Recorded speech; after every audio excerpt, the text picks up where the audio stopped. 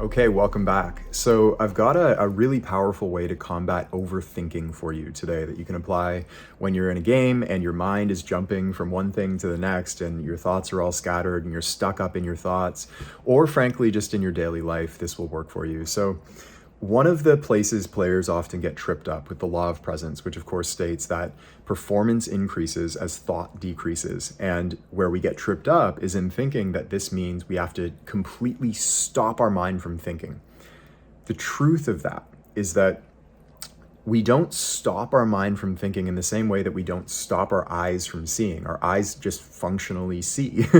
And our mind is going to have thoughts for as long as it continues working. If you're alive, it means your mind is functioning and having thoughts. What we do, rather than trying to stop those thoughts, is just place our attention somewhere else.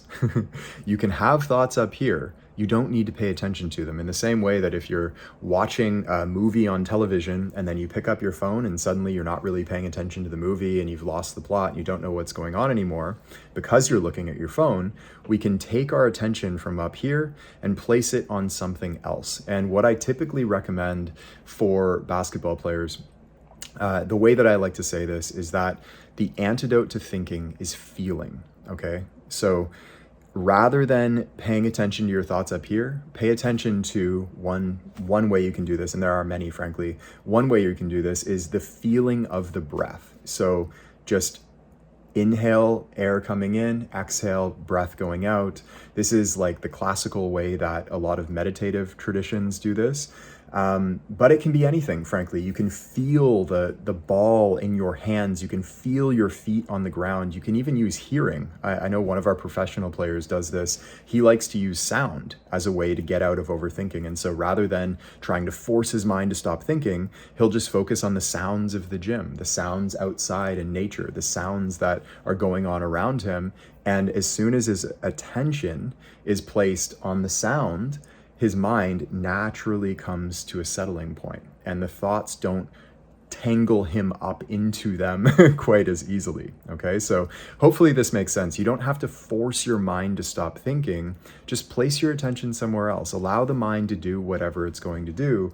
And what a lot of players do, I'll add this as well, is when we're on the basketball court and we are so stuck in our thoughts that it feels like we're like locked inside of ourselves during the game. We're not actually playing the game, we're thinking about the game as it's being played. And whenever this happens, a lot of the time the instinct is to try to think our way out of that trap. You don't put out a fire with more fire. I know I've said this before, but adding more thoughts, trying to think your way out of overthinking, is just adding more thoughts, more thinking. And so we don't try to put out a fire with more fire. We just come down out of the thoughts and place our attention on something else. And what ends up happening inevitably is that the mind naturally comes to a rest because you're not adding more thoughts up here. So the mind enters this restful, calm state.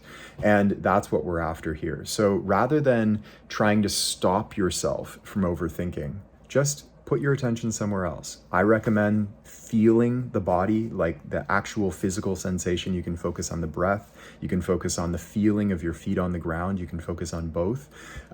Feeling is a very good antidote to thinking, as I said. But again, you can focus on sound. You can focus on any number of things. You can focus on what you're seeing in your visual field. But the take-home point that I want you to get out of this note is do not try to stop your mind from thinking. Place your attention somewhere else and your mind will naturally settle on its own, okay? So I hope you enjoyed that one. Let me know if there's any way that we can help you with this, as always, and I will see you in the next one. Hey, it's Taylor. I hope you enjoyed today's episode. And if you did, the best thing to do right now while it's fresh in your mind is to head over to deepgame.com and join us in our free masterclass. Now, this is where you'll learn all 8 laws of the deep game and all of the fundamentals that you need to know about the part of basketball that's played with the mind. We've had players call this the best hour of basketball learning of their lives, and it's completely free right now. So head over to deepgame.com to join us, and I will see you there.